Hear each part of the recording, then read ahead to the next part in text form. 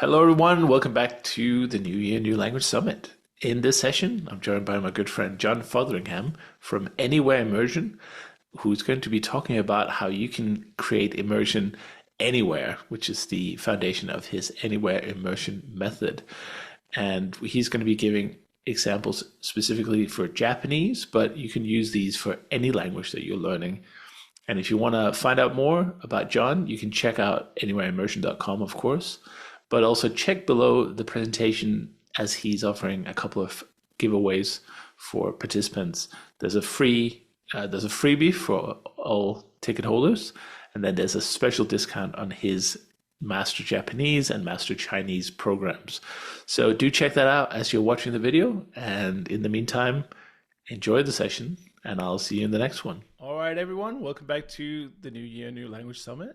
And I'm here with my good friend, John Fotheringham. Hello, John. Hello, Chris. Dr. B, thanks for having me back.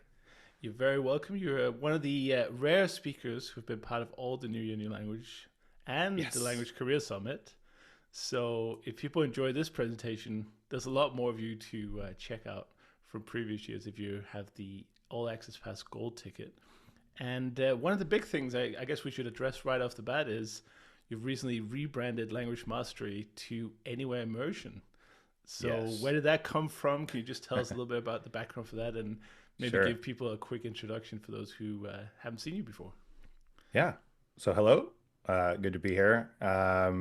Yeah. So, some of you may know me from before. I've been running Language Mastery since 2009, quite a while. I have the podcast called The Language Mastery Show, which is actually how Chris and I first met many, many moons ago. But yeah, earlier, I guess about middle of last year, I decided to do a little rebrand. I really like the term mastery.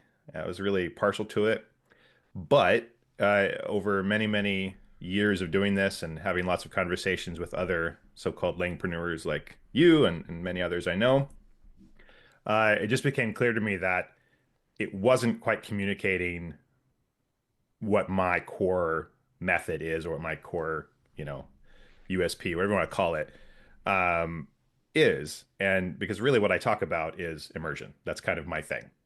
Uh, I love mastery. I love the idea of mastery and constantly improving over time. The Japanese concept of kaizen, continuous improvement.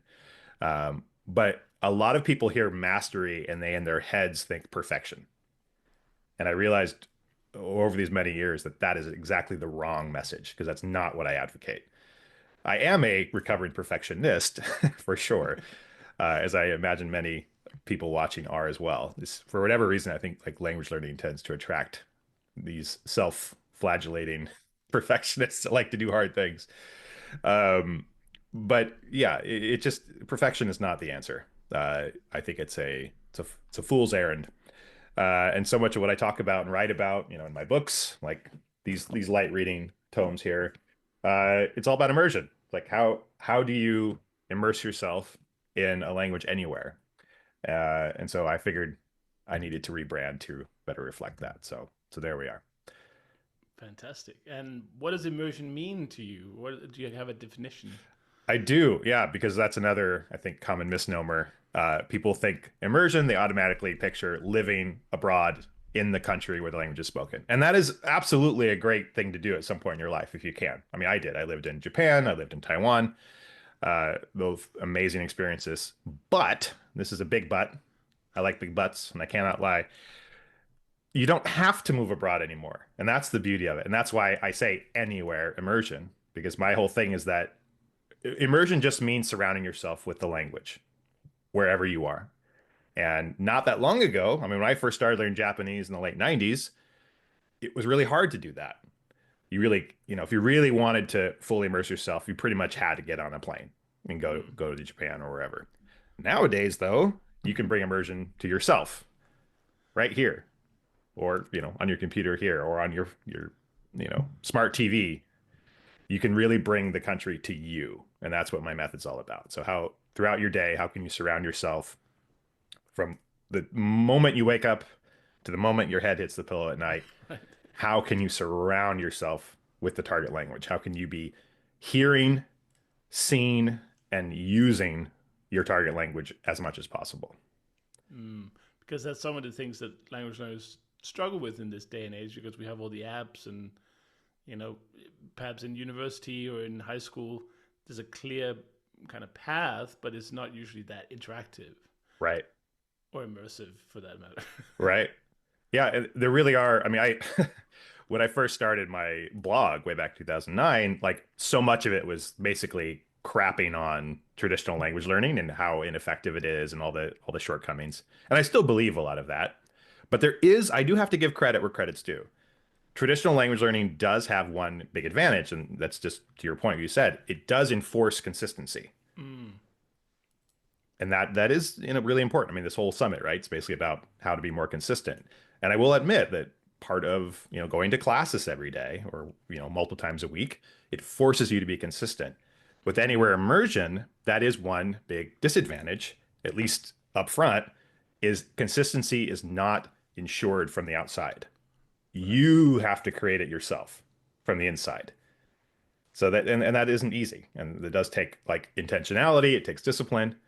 But I do think that one downside, it comes with so many upsides because then you get all the advantages that you don't have in traditional learning, which is you get to choose what you learn. You get exactly what you're going to be reading and listening to. You're not stuck with some syllabus from some crotchety old teacher that wants to have you read Right. the finance newspaper or something that bores you to tears. And you get to do it anywhere, anytime. I mean, literally, you can be listening to a Japanese podcast while you're getting ready in the morning. You can put in Michelle Thomas, on the car radio as you're driving to work. You can, if you take public transportation, you can read a manga while you're on the way to work or, at the gym. You can put in some, Japanese rock music to pump you up. Really anywhere, anytime. I mean, it's not hyperbole to say Right. that. But again, it does take intentionality. And I do think one major caveat that I have to always say up front is that immersion is not osmosis. Right. You can't just put on a Japanese TV show in the background as you're doing other stuff and expect you're going to get fluent. Like you have to actively engage with it. And I could You talk saying later. Yeah, Are you saying I go ahead. can't learn a language while asleep? Uh, I mean, not really. I mean, but then also sort of yes, because while you're sleeping, your brain is actively encoding memories and making Right. new connections and building thicker layers of myelin, which is neural insulation that increases how fast the synapses work. So a Right. lot of people talk about, memory is about all these connections between different neurons, and that's important. But just as important, if not more important, is this very unsexy fatty substance called myelin. Yep, fat is sexy. I said it. And it's basically, it supercharges how fast things happen. And so, anyway, all that happens usually while you're asleep. But you have to have given your brain Right. content to work with while you're asleep. And that requires active engagement I can't put while the you're awake. books on and just listen while I sleep and then wake up fluent. Mm, sadly, no, I don't think that's Uh, going to be very effective. Now, it may help you fall asleep, especially if it's really boring. oh yeah, I So did that that's a strategy. once or twice with the old what do they call those audio programs that are really old and they did for all the languages? Oh, uh, I think I know what you're talking about. Pimsleur, yeah, Pimsleur, yeah, yeah, the yeah. old Pimsleurs, yeah. They're Yeah, just for me mind-numbingly boring, and I had to actually walk around listening to them, otherwise I'd fall fall asleep. asleep in my Yeah. chair. I will say to get again credit where credit's due. I think one thing Pimsleur did slash does well is they enforce active Yeah, engagement yes, they do. because it's not just listening. They say a thing and you have to actively then say it That's yourself. correct. Yeah, but it So was that's like good. how to book a hotel room over the phone. Right. You know, Yeah. I don't know You're anyone listening who's to a booked. Japanese businessman first coming to the United States. Repeat after him. Where is a good restaurant nearby? Yeah. Yeah, yeah, as if people that use Google or Yelp or something to find all that information. But in terms of consistency, as we Yes. alluded to, this is the big topic of the year, and it's kind of level agnostic. You know, you really need this at any level. Um, what have you done, maybe in a general sense, Hmm. in terms of consistency? For example, language mastery starting in 2009. You've consistently been doing that for so long. Well, I You wouldn't say know, consistently, but well, sporadically, but yes, you've off and had on for a long time. Yeah, for right, sure. Yeah. yeah. So what's the trick to consistency in your mind? Yeah. If there No, is it's a a good trick. question. Yeah, there are techniques, there are I think strategies, there are principles that there are definitely helpful for language learning, for business, for health, everything really. They're kind of the same set of tools really. I think it's about five key ones that I tend to go to, and I write a lot about in my books and my blog and in my YouTube videos. Um, but I think number one is gamification, gamifying your learning. And when most people hear that word gamification, they're automatically going to think of an app like Duolingo. Mhm. And I do think, and a lot of people love to hate on Duolingo. I do think it can be part of your toolkit. I mean, they do gamification masterfully, I think. Yeah. Probably better than anyone else. I mean, everything they do with the sounds, the colors, the streaks, everything, everything. The problem with Duolingo is that it's not direct learning. It's very indirect. It's a lot of kind of games that feel like you're learning a language, but aren't really Mm, directly, actively getting you better at the language. I mean, dragging words on a screen with your finger into the right order. We don't communicate that way, no. right? We use our ears and our mouths, right, to communicate. That said, they have gotten a lot better recently. Like if you use the new Duolingo Max, they call it, it does have a lot of AI powered interactive activities where you're listening, you're speaking, you're typing actual full sentences and things like that. So that stuff is going the right direction for sure. But I still think it's going to be, it uses a lot of your time that was probably better spent doing other things. That's kind of my But basic take on isn't that. the problem with Duolingo that a lot of people see the ad for it in a in-flight magazine or somewhere, Yeah, and they think that because it helps you learn a language, that it you only need that to learn the language. bingo. Whereas, like pretty much any tool, any resource, it really should just be a part of an overall like toolkit that you build for yourself based on your preferences and your interests, right? 100%. So there's Yeah, nothing wrong with Duolingo. It's just it has the limitations that an app has, which any is app does, right? yeah, exactly. You, Yeah, you yeah, can't good point. you can't do that Yeah, in like 5 minutes and expect to no, get a serious part of the language. You know, no. But it's 5 minutes is better than better than nothing. 0 minutes.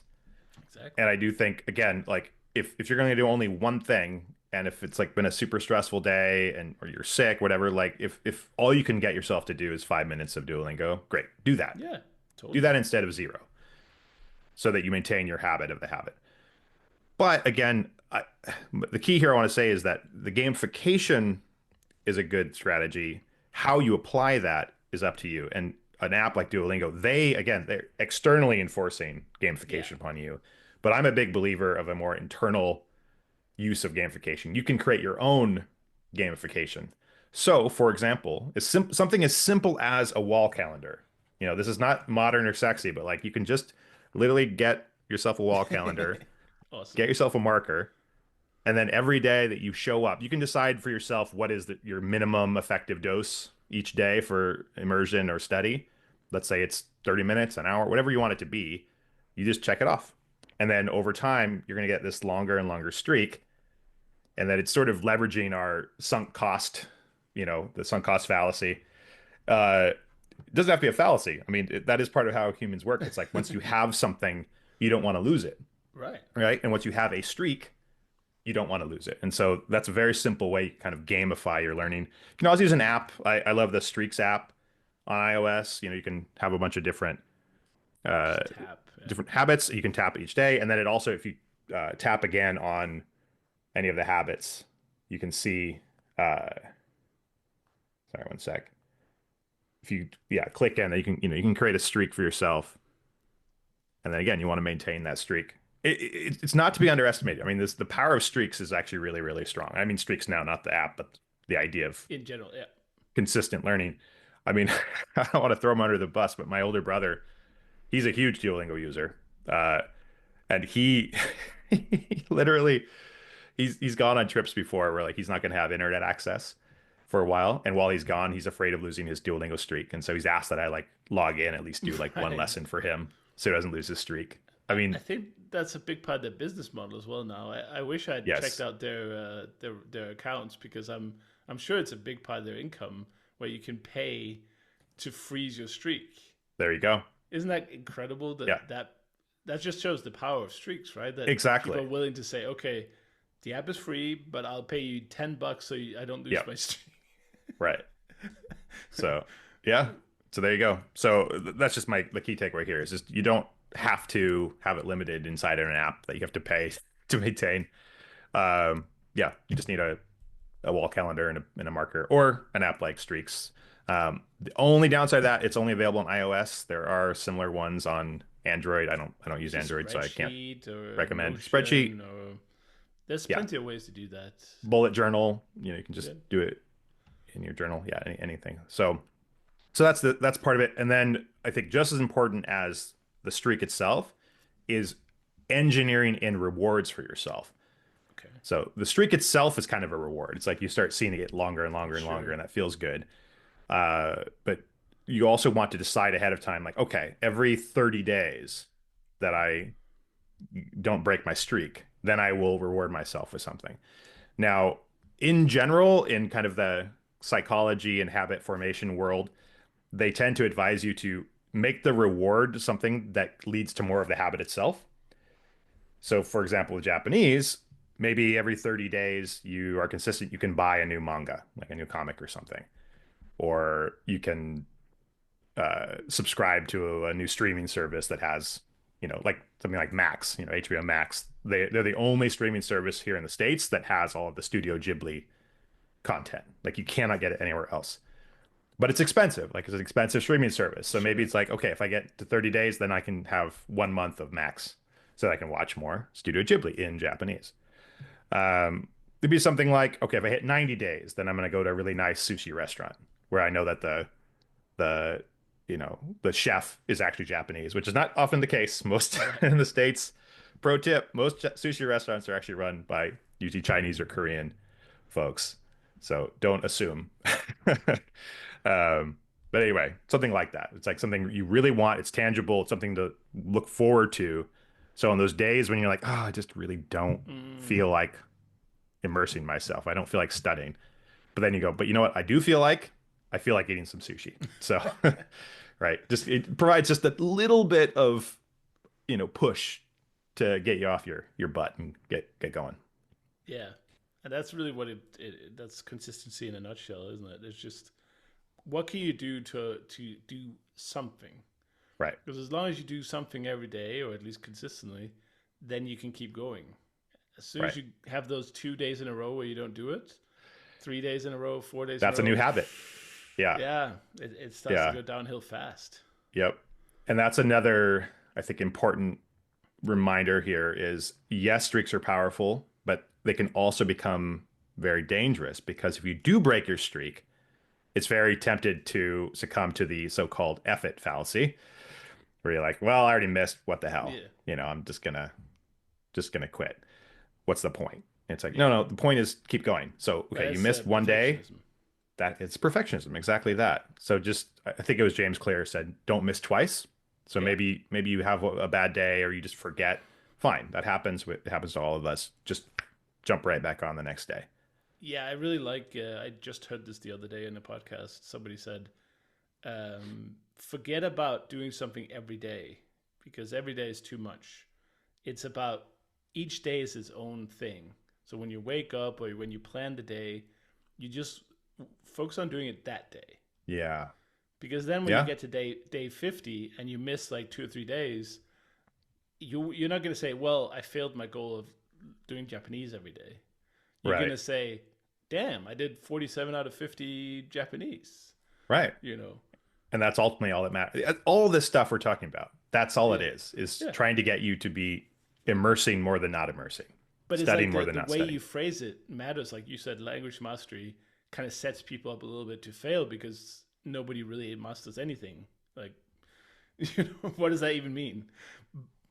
Oh, Yeah, yeah, there's no finish line, right? Yeah, it, you never get exactly. there. You're never done learning a language. And You're never same if done you getting in say, shape.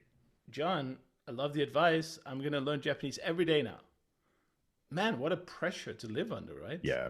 But if you instead go every day and you start over, it's like you start over every morning and you say, Mm, okay, today I'm going to learn some Japanese, because then that's all you focus on. It's today and right. now. How do Yeah, you it's feel, tricky Sid? though. There's like a tension because you need both, I think, a goal to aim at longer term, Yeah, but then you need things to look forward to and you need rewards further into the future. sure, yeah. But then you to your point, you also you can't do all of that at once. You can only do what you're doing today. So I it's think this the theory, constant tension yeah, between long term and now.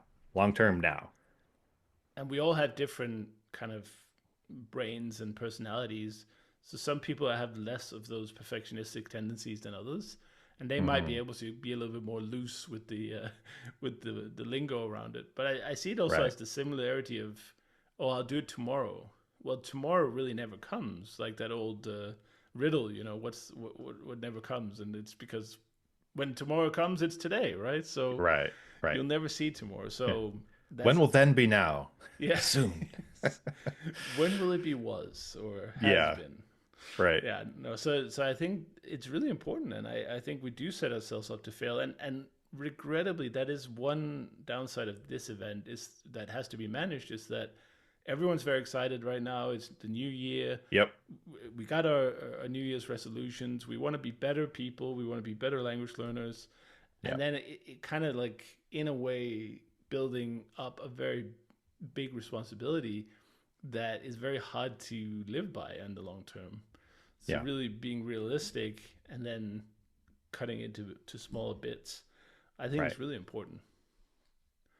Very important. And one other way that I would share to uh, make it smaller and make it more manageable is my next tip, which is to use habit stacking.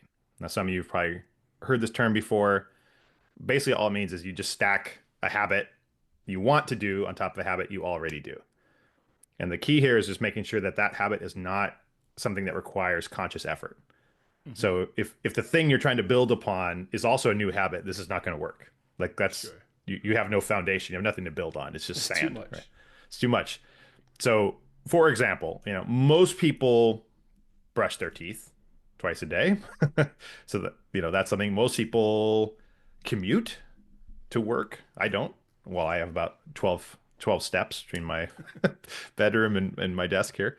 So that wouldn't work for me. But a lot of people, if you drive to work, or if you take public transit, if you go to the gym on a consistent basis already, congratulations. That's awesome. Not a lot of people do that. If you wash dishes on a regular basis, anything you do every day without thinking, that's automatic. You can use that as your foundation. And then all you're going to do is then stack the new habit on top. So, for example, I already mentioned, listening to Japanese podcasts. You could use that. So like whenever I do the dishes, and you always want to put it into this format. When I X, I do Y. So when I do the dishes, I listen to Japanese podcasts. And that's it. Now again though, remember it's got to be active. So you really want to be actively listening to what's being said. You want to make sure you understand. So maybe before before you turn the water on and get your hands all wet, and then you can't do anything with them until you're done with the dishes, read a little intro about the episode so you know the basic context of what's going to be discussed. Because when we know the context, we tend to understand the content a lot better. Then what I would also recommend is after you finish doing the dishes and having listened to the episode, dry your hands off, open the podcast again. If it has a transcript, fantastic. Copy that transcript and then put it into something like Link, LINGQ, and you then go through it and you look up and save any words that are new to you so that you're actively engaging with it. And it's not just passive input. And then even better yet, schedule with a tutor a few days from then on something like italki. So letter I, TALK, letter I.com. Uh, schedule the session with the tutor and then talk about that podcast episode, or if you watch something on TV, talk about that thing. Use that as your context.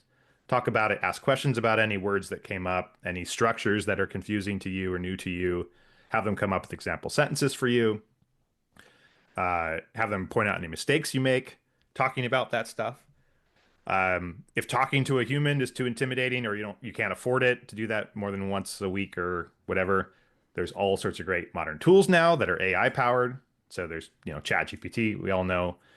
You can actually have a conversation with your AI counterpart there. There's tools like Teacher AI, which is developed by our mutual friends Ollie Richards, Jan van der Aa, and Xiaoma.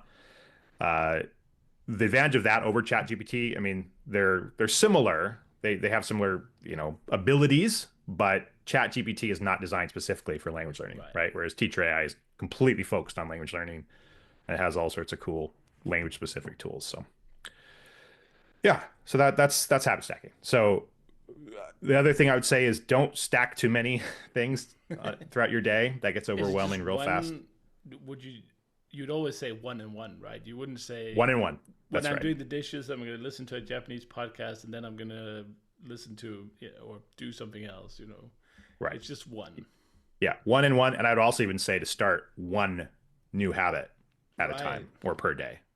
So it's real again, it's easy to start off the new year here and be like, okay, when I do the dishes, I'm gonna listen to a Japanese podcast. When I'm brushing my teeth, Yeah, I'm gonna do the XYZ, and then on the commute, da da da. It's like, great, good luck with that. Monday to You'll do that Sunday. for 2 days, and then you'll quit. Yeah, Monday to Sunday, like it's all filled up, Right. scheduled in. Yeah, don't Yeah. overdo it. I mean, it's so it sounds obvious, but it's so easy when you start something new. There's that honeymoon effect, Right. of it's new and language when you start is so fantastic because you learn 10 words and you're like, wow, I've got an infinite increase in my vocabulary. But when you're a year in and you learn 10 words, it's like it doesn't even register on your your vocabulary. So Right. you have Yeah. The to percentage. yeah, you have to throttle that enthusiasm a little bit just to for the benefit of the long term. Yeah. And yeah, and I think the way to do it would be first of all tie it into something you're already doing. That will take some of the pressure off, and Hmm. then just don't overcommit up front. Like Right. the worst I could ever do would be to go to my Google Calendar and put like an hour of that language in every day. Mm. Kind of a non-specific activity. Just work on the language an hour a day. It's like first of all, what should I do with that hour? Right. Right. And second, it's too much to start with. You can always Right. put 15 minutes in and then go the full hour if you feel like it. But just that Sure. crushing schedule, I mean, that's going to go wrong in like two Yeah. weeks for most people. Well, it's kind of analogous to what we talked about earlier of, trying to commit to a long-term goal of, I'm going to do this for 2 years. You can't do 2 years. You can No, only do today. one day at a It's time. similar to, yeah, Run a very similar marathon. idea. How do you run a marathon? You put Right. one foot in front of the other for Right. 42 kilometers or whatever it Yep. is. But you still have to run the marathon and you still have to like to get fluent in a language, especially something like Japanese, does take years. And so there's this tension, right? You have to have realistic Sure. expectations, but then you have to engineer things in such a way that you know, your psychology and your evolution endowed tendencies don't self-sabotage you. Oh They yeah, don't for sure. get in the way of you doing the thing. But I want people to be cognizant of their long-term goals, of course, and imagine what you want to do with the language, but be careful of not to overthink that and just use it every day as this is my path towards fluency. You can do like monthly reviews or annual reviews. I know Hmm. you do some of those, where you can look at that. But I think when you have the streaks and you do it day by day, you will get to those points where you're like, okay, this is what I've done this year, got me to this place. Next year, I'd like to get to this place, so I need to Right. do these daily steps. You Yep. know, but you can't And it's ignore the long no, term. You want to and you have can't something ignore aim at. reality. You have to honestly assess what's working and what's not Yeah, working. And we talked about earlier with Duolingo. So I used Duolingo actually previously every single day. I think I got to like a almost a 600 day streak. I actually just at the end of this year, I've decided to stop using it Yeah. because previously I felt like, okay, I felt the pros outweighed the cons. I thought this was providing enough of a kind of I think I used the word previously, a habit halo, where I did that and then I would then do other language activities that I knew were more direct and more Okay. effective. And I'd done an experiment before where I stopped using it and then all the other habits fell away too. Because I Wow. had that as an anchor and kind of like a this that was the first part of the habit routine, right? The habits like you have Mm. the cue, routine, reward. And I took out the cue and then I realized that all the other habits fell away. Now, where I'm at now in my life, I realized I can still engineer the habit routine I want, and I just need different cues. And honestly, for me, the cue is simply the habit thing. I see it on my daily habit list, and I have a whole bunch of stuff. It's not only language related. I've got health stuff. I've got, home chores kind of stuff, finance stuff. It's one of the things, and I know by the end of the day, like, oh, I haven't checked off my language thing yet. So that enough is a cue that I then go in and do my language. And right now, my daily minimum thing, it's very simple. I go into Wikipedia and I just look at the Japanese, the articles of the day that are in Hmm. Japanese. I pick one, I copy the text, and I put it into, there's an app called Nihongo, developed by Chris Vaselli, who's been on the Language Masters show. Great guy, great app. Like he even said that he was inspired in partly how the app was designed by Master Japanese. So that was really, Cool. I was like, oh, I touched someone's life. No, but it's very much focused on learning through authentic content. And that's exactly how it works. So I literally copy all that text from Wikipedia, put it into the app. There's a feature called clippings where you can paste in text. And then I just work through the article. I read it and I look up, because there's always new words. I mean, especially if it's a topic that I'm not that familiar with, there's always new words for me, even though I've been learning Japanese for decades. And that's it. I guess That's my that's minimum similar to Link, effective. but they Hmm? don't have It's similar to Link, but they don't have Japanese on Link. They do. Oh, they do. Okay, They so do have you can Japanese on it. copy Yeah, things into Link as well. absolutely. Yeah, I mentioned Link earlier. Yeah, I've used Link off on for years. I'm not actively using it right now so much just because I have this feature in Yeah, me in the too. Nihongo And app. But absolutely, yeah, Link is perfect for this too. The nice thing about either of these apps for doing this method I'm mentioning is that you then are tracking stuff you've already learned before and not wasting your time on stuff that is basically already known. yeah. In the Nihongo app, what I really like is so if you click on a word in the dictionary, it will tell you below, here's all the articles that include that word that you've Oh, pasted previously. okay. So So I content. really like that feature alone, I think is worth, the app is free, but you can upgrade for flashcards and stuff like that. So That's cool. yeah. Freemium. Yep. Good model.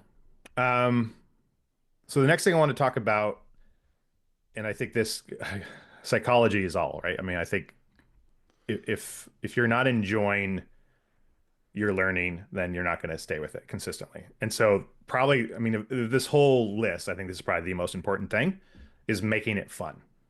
Make it enjoyable, make it inherently enjoyable as much as possible. Now, I'm not going to lie to you, anyone who's learned a language before knows it's not always going to be fun. There's Right. going to be parts of learning the language that are less enjoyable. There's going to be days you're less motivated. But as much as you can control things, make it as fun as possible. And so that includes things like what are you choosing to read or listen to or watch? Yeah. Do not force yourself to watch something or listen to something or read something that is boring. If you don't like the topic, pick something else. That's the whole point of anywhere immersion is you're not stuck with what some teacher or syllabus is telling you have to learn about. If you're not traveling right now, don't go through dialogues about hotels and, it's the Pimsleur thing we mentioned earlier, right? Like if I'm not actively traveling or going to Japan anytime soon, I'm not going to go through dialogue about hotels and airplanes. I want to read about AI. I want to Yeah. read about solar panels and global warming and things that are interesting and topical now to me. I want to read about habits. I want to read about psychology Right. in Japanese, right? things that I find fascinating. So How to same for learn you. But Japanese in Japanese. exactly. Yes. I mean, honestly, like that's often that's one of my pet topics is linguistics. I mean, that's what my background is academically. And so I love reading about linguistics in Japanese or in Mandarin or other languages for sure. But that's me. So pick the things you really find fascinating, whatever they are. No one needs to know. Yeah. This is just for you, but Yeah, make and I sure will it's something say, you, yeah, yeah, for sure. And I will say that sometimes there's a difference between boring or painful, uh, which just is that, or it's actually really meaningful to you. You know, the resistance that, as we talked about with what's his name, Art of War of Art, Stephen Pressfield. Pressfield. Yeah. Yeah, Hmm. um, and there's a good chance that the thing that you resist doing the most is the best thing you could be doing. Uh, Sure. you know, Yeah. Fun so doesn't mean easy right, or comfortable right, because like a I mean, there are tutoring things I'm, session could be very yeah, uncomfortable, right. but Yeah. also very good and extremely important for language learning to use what you've learned and go over the kind of holes in your knowledge. Right. And that actually, I think, is a really important another tip, which is balancing all four skills. And the reason I bring this up now, what we're talking about with comfort, is it's very easy, even if you're actively immersing and studying a language like Japanese, it's very easy to get stuck into a bubble or a very imbalanced situation where you're only doing what's comfortable. And what Yeah, tends to be more comfortable is listening and reading. Because with listening and reading, you have time. You have time, you can pause the audio, you can look up things on the page. There's not something coming at you in real time. You can't really make mistakes. I mean, yeah, you can maybe misunderstand what a word means, or you can not quite understand how a certain grammar pattern works, but you can't really make a mistake that's going to cause you to feel embarrassed, right? right. But with speaking and writing, the other, two of the four skills. So listening, speaking, reading, writing. Those are the four language skills. Speaking and writing, so-called output, you open yourself up to making mistakes.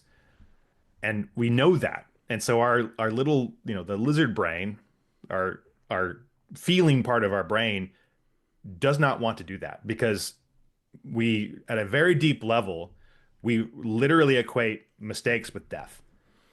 We equate making a mistake with getting ostracized from our tribe, Mm, which way back when meant you basically are going to die. And so we still have that in our consciousness that mistakes equal death. They don't. They really don't. In fact, with a language, you cannot learn without making mistakes. right. They're not only inevitable, they're actually desirable in many ways. Because every time you make a mistake, it's an opportunity to figure out what the right thing is. And then Yeah, you see that delta between what you did and what you're supposed to do. And it's enlightening, it's painful, but that pain literally actually helps you mold the memory of the right way to do it yeah, because you felt, that delta between the two things. It's a very uncomfortable space, and you don't ever want to feel that again. And so and that that the right way yeah, gets fused into your memory in a way that like doing something that maybe wasn't wrong but wasn't exactly right never would.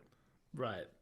And that's just talking about the, let's say, the fear of making mistakes. Again, perfectionism is rampant. We've had multiple presentations at New Year New Language about perfectionism. It's Yep. really quite common among language learners, but also just the kind of social fear or Hmm. anxiety or even just shyness, of Sure. being on a Zoom call like we are now, but with a language teacher who's a native speaker of the language that you're butchering. In a sense, you're angering his or her forefathers and the culture, and you get all these ideas that that, but when you finish with it, it's the best feeling in the world. But Yeah. that creates a lot of resistance because it's like you kind of nervous. It's like you forget all words you've ever learned, and Yep. so again, depending on personality, some people are more extroverted and not quite as Yeah, shy, but that's a totally separate but kind of equal resistance that people might have to that. for sure. Which again, I think, though speaking with a native speaker, whether online or in person, I mean, it is an important thing, and you're going to need to do that. Because for most people, we say, I want to learn to speak Sure. Japanese, right? Most people say speak. They use that word speak for a reason, because that's usually the end all be all, the end goal that we want. But But their actions don't reflect that. your actions don't reflect that. Exactly. If you really actually look at what somebody does on a daily basis, if you really track this, and I do recommend you do this at least for a week or 2 weeks at some point, go through and track, use a habit tracker app to track literally how many minutes a day you are actively focusing on listening, speaking, reading, or writing. Most people will be shocked. They will think, oh, I'm probably pretty balanced. I probably read and listen a little more than I use a language. Right. But if you actually look at it over a period of weeks, most people are like 99-1 input Wow. versus output. Like it's usually extremely skewed again because of this discomfort. And there's really no way around it. Like if you want to get better at speaking, you got to speak. But again, with the AI tools that we have now, I think that's a really nice on-ramp. It's a low stakes way to go from not communicating at all to starting to communicate. It's not the same. I'm not going to lie and say that you can have this meaningful conversation with a chat bot that's going to get you fluent. No, there really is no, at least yet, there's not a perfect replacement for what we're doing right now. Right. But it is a good, I think, on ramp toward doing more output in a very low stakes way because the algorithm's not going to, you're not going to see that look of confusion on their face when they don't know what you're trying to say. And then they're nervous and they feel bad for you and they're, all that kind of stuff.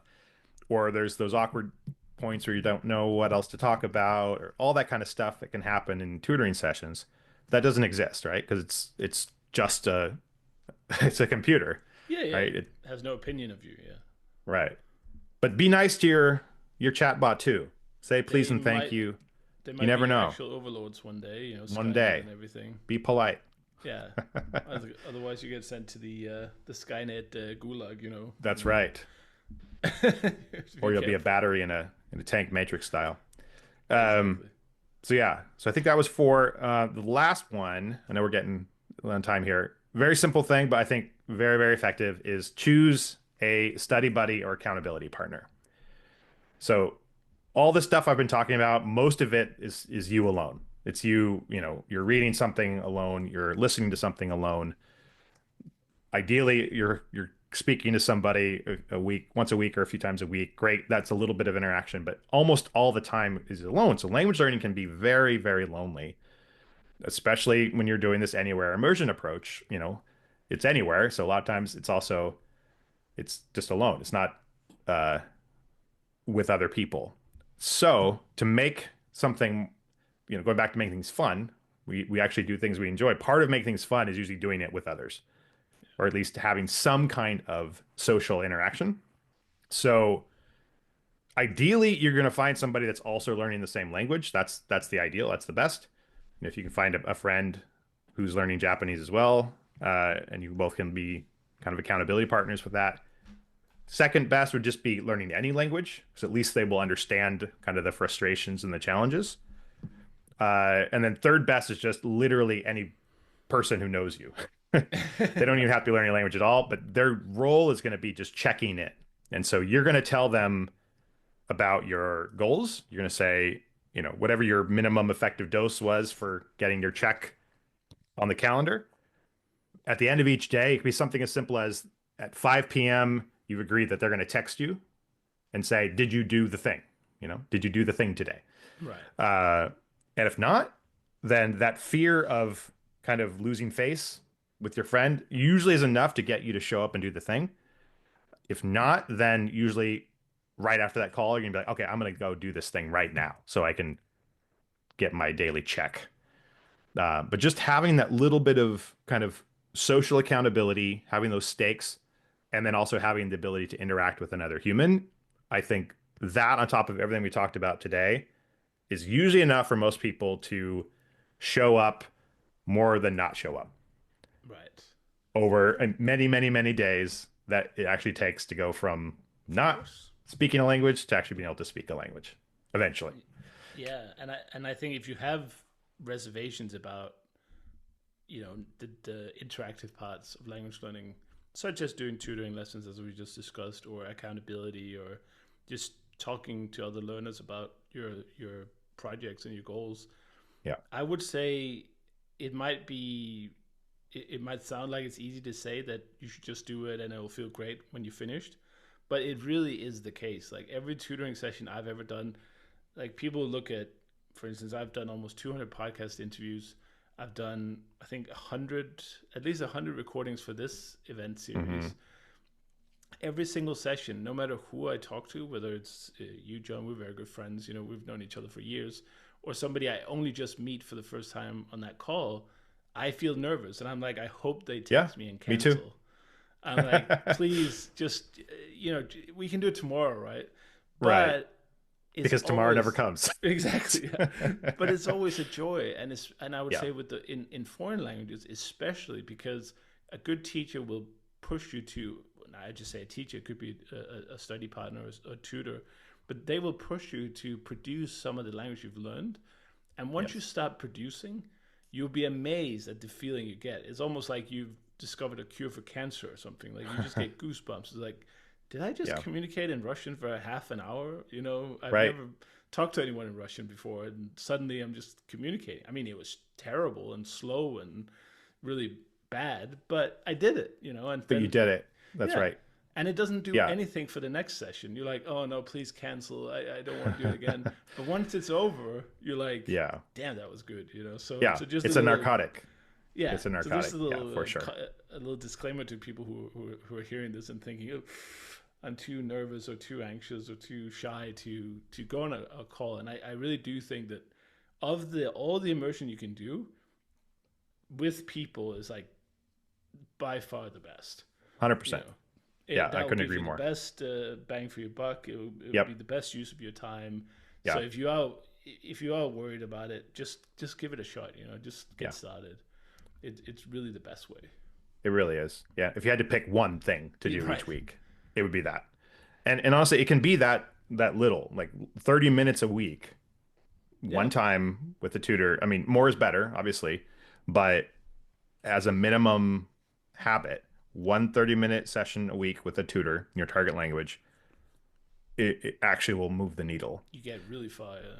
And this is, I think, the other benefit of it is knowing that thing's on the calendar coming up, you're then more motivated throughout the week before that session to Right. actually show up, immerse, actively engage, learn new words, read about topics that you can then talk about with them. It's an incentive because you don't want to show up with nothing. You want to Exactly. show up with something to talk about. You want to have words to use. You want to have new structures to play with and practice. So I think that part of it's really powerful too. Um, Also, again, not to keep beating a dead horse here, but the AI bit can also come in here because let's say you have a tutoring session on Friday with an actual human, you can then spend each Monday, the Monday, Tuesday, Wednesday, Thursday, you could practice talking about or communicating about that same topic ahead of Yeah. time. And then when you show up with the human, you've already kind of done a dress rehearsal in a low stakes way. You know what I mean? Like there's lots of Yeah. ways to make it less scary. I'm not convinced by the AI, the speaking AIs yet, but you could certainly prompt the GPTs now and say, I'm having a tutoring session on Friday. Can you give me Right. some good exercise I can practice with my teacher, or is there Hmm. anything I could? How can I prepare for this session the best way? And I'm Right. sure they'll come up with some good answers. But I think Exactly. this the speaking tutor for me, first of all, the dedicated ones are quite expensive. Of course, not compared to having a full time human by your side, but because of the server fees and things like that, Sure. I think Teacher AI is like $30 a month, which is not unreasonable by any means. But so I don't think the cost is a big saver there for somebody who do like a session a week maybe or Spanish, where they could Hmm. on Duolingo, you know, you could find really good teachers $10, $15 an hour, right? So if you do half hour lessons, that's probably equivalent. And I also think I would also have a bit of a fear talking to the AI anyway. Not to make mistakes or something, but it just feels kind of awkward. It's already pretty Hmm. awkward to talk in a foreign language with another human, but now I'm here talking to a computer, and so it's interesting to follow the development. And obviously, we had barely any mention of AI, spoken AI last year at the New Year New Language Summit. So it's really catapulted towards mainstream, and I'm sure we'll see more of it. But I would just encourage people to do, if that makes you uncomfortable and the live teacher makes you uncomfortable, just try and do more of it, whether it's one or the other. Yeah, it should not definitely be either or. Right. Nothing I'm saying today is advocating against talking with humans. I mean, I'm still very much advocating that for sure. Maybe you've been replaced by an AI. Maybe you are an AI. You don't know. I just since I took the last three New Year New Language summits and I trained it on myself. Exactly. Yeah. And now it's just recycling it. Imagine you're presenting at New Year New Language. Come up with 5 points. Yeah. No, I mean, some of those AI interviews are very good with the. I've seen some of those on YouTube, but no, I mean, AI is fantastic, and use it, of course, and watch the. It's a tool. It's a tool. The tool in the toolbox. Language Club sponsoring the event. They have a lot of great fun and games with that, and a lot of very instructive ways to use it to the max. Usually as a kind of supplementary tool and a written tool, but the new spoken AI models are definitely getting more and more advanced, so they could be used as well. So check that out, and of course check out Anywhere Immersion. And I know I just wanted to also highlight that you're providing a couple of things in the swag bag, so people should click that. Yes. Which will there's a code for half off the digital version of either Master Japanese or Master Mandarin. And then also you can get a free download of my quick start immersion guide. So it's a very short, nicely designed, I think it's just 10 pages PDF, but it's just the essential stuff you need to start learning through immersion anywhere, anytime. Fantastic. And you can find that at the sidebar or at the top menu where it says swag bag. And of course, there's lots of goodies from all the other speakers, some of the other speakers, and all the sponsors. So thank you so much for providing that, John. We appreciate a little bit of extra value with our New Year New Language tickets. My pleasure. Thanks for having me, Chris.